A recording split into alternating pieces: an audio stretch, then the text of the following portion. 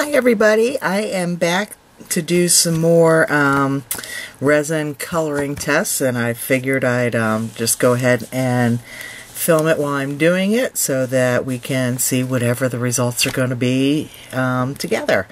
So I had tried dye ink before, or dye reinker, but what I used was probably at least 15 years old, and I wasn't really happy with the finish of the resin piece when it came out, although the color was very smooth, very very consistent, and all the way through. So I did pick up some alcohol ink. This is the Adirondack Slate that we're going to try. I picked up some Distress Stain, the Tim Holtz. This is the Vintage Velvet. And I figured, what the heck, we'll try some Sharpie ink also. So on the Distress Stain, I use this tool that I have. It's a pair of pliers, but it's got other tools too. But the only ones I seem to use are the pliers. And I just grabbed around the top of it and lifted it up some until I could get a hold to actually pull the dauber part off of the bottle. And it came off pretty easily, and I'll be able to smush it back in there when I'm ready to use it. And on the Sharpie, took off the cap, use my trusty little tool again, and you can just pop out the nib. And we'll get some ink out of that in a minute. Okay, so I haven't really thought about how I'm going to get the stain into the resin. I went ahead and poured 3 little things of part A in the interest of time.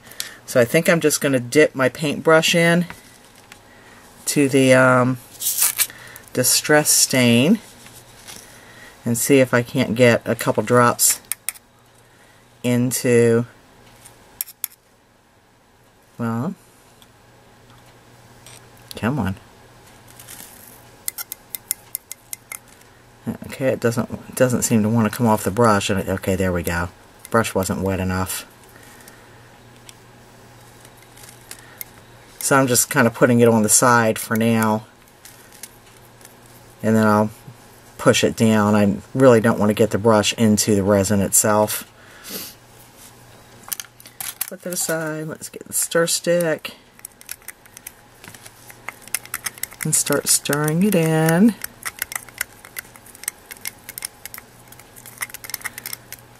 It's pretty light.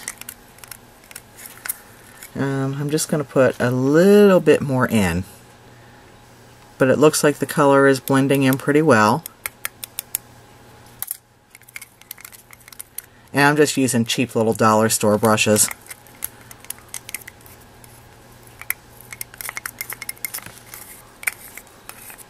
I know there's a lot of shadow. I don't know how well you can see it.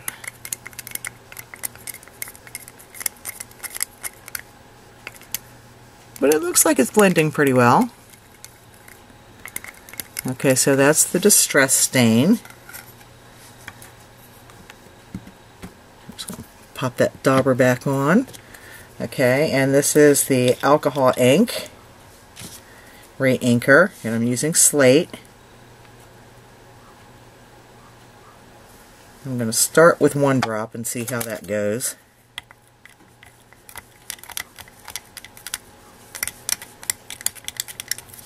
Looks kind of green. Did I grab the right one? It says Slate.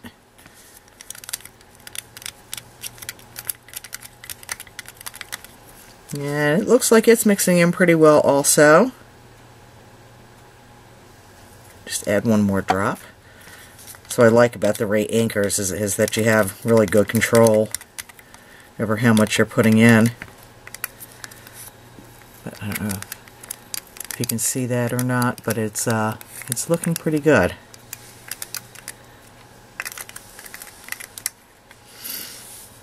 Okay, and for the Sharpie, I don't know how I'm going to do this, but let's see if we can just, boy, that went way back in there. See if we can get, I think I'm going to pour, see if I can pour just a little bit onto the craft mat. Okay, I guess all the ink is in the dauber. Okay, so a Sharpie might not be the way to go unless you're ready to ruin your Sharpie. So I think what I'm going to do, actually that feels kind of dry. There's still some color in it. Okay, well let's go with these first two first and see what we come up with. And if one of those works, then we don't need to even bother with the Sharpie.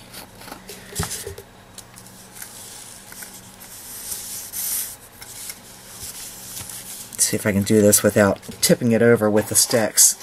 And on the last video, somebody asked the very good question about how to clean up the spoons after I use them. Since I'm using plastic spoons, they actually clean up really, really well. Pretty much all I do is just wipe it out with a paper towel, and I've actually had it kind of dry inside the spoon, but it basically peeled right out. So that's as long as you're using plastic spoons. Okay, and so we'll mix it up. It's going to get cloudy first. Let me get this one out of the way because we're not ready for it yet. It's going to get cloudy, and you stir it until the cloudiness goes away, which again doesn't take long. And I have a couple little backup molds on the side here in case this is too much for the mold I'm going to use today.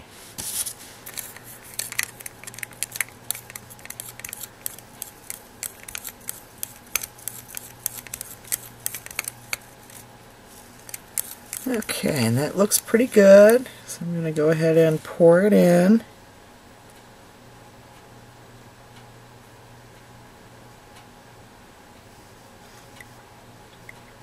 And you don't want to pour too fast because, one, you don't want bubbles, and two, you don't want it to overflow.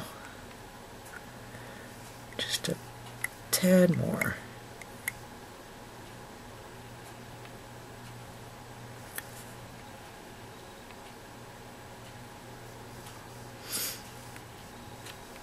Trying to get it into that one little corner. Okay.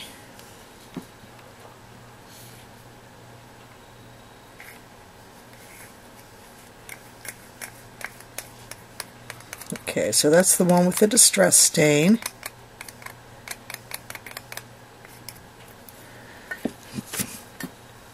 And now we'll do the one with the reinker.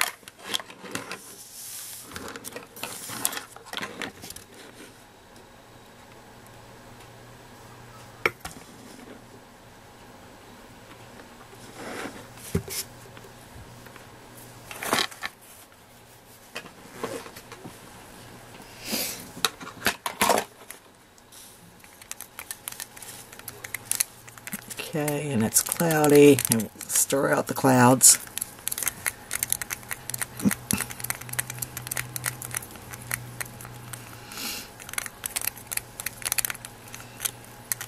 I'm going to have to do a drop of that slate on a piece of paper and see if it is supposed to be green. Well, nuts. I had some drops of the other go into other parts of this mold. Try to clean that out a little bit.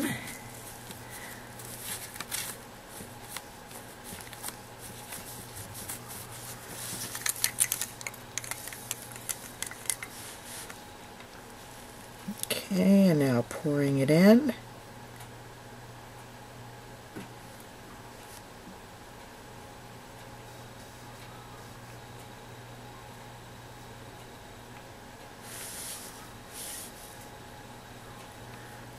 Using my stick to push it into the tiny areas.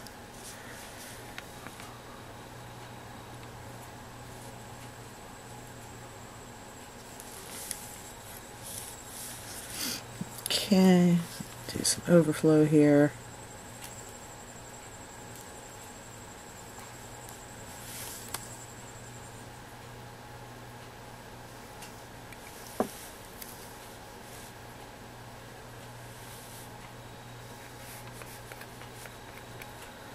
Okay, so now we will let those set up, and I'll come back when it's set, and we'll see what the results are.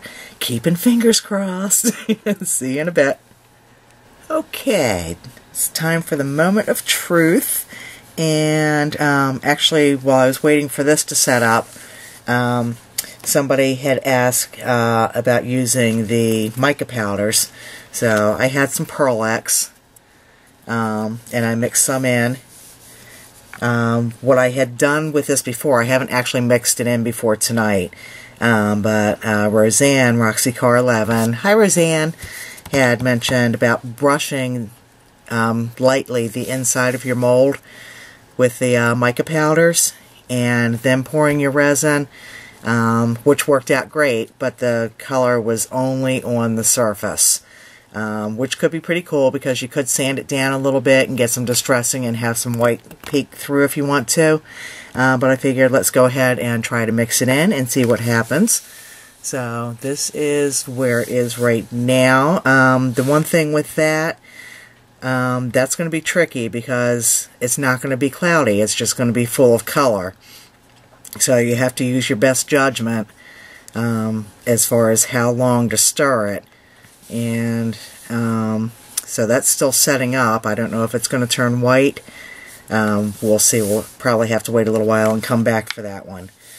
Okay, so these are the ones that we did the distress stain and the alcohol ink. The distress stain did bubble up a little bit on the back. I don't know if I poured too fast or if it was a reaction with the stain itself, because it bubbles up really bad with acrylic paint. But if you're just going to use this as an embellishment, it really doesn't matter. And love that. I don't see any unevenness in the color at all. So the distress stain, it looks like, comes out fantastic. Let me just pop out this other one, see if we got the same kind of result. Yes! Ding, ding, ding! We have a winner! Yay! Okay, so there's that. And now the alcohol ink. The alcohol ink did seem to take a lot longer to set up. Okay, and it's got the color, but again, to me, that's a little bit of a dull finish. I don't know, there's just something about it. I can live with that, though. It's not as bad as the old dye reinker was. So I like that, and let's see how this one did. And there we go. So it looks like we have some really good options using the distress stain and the this was specifically the Adirondack alcohol ink reinker, and then I just filled up some of the excess or overflow into these other ones. So there's a flat back pearl.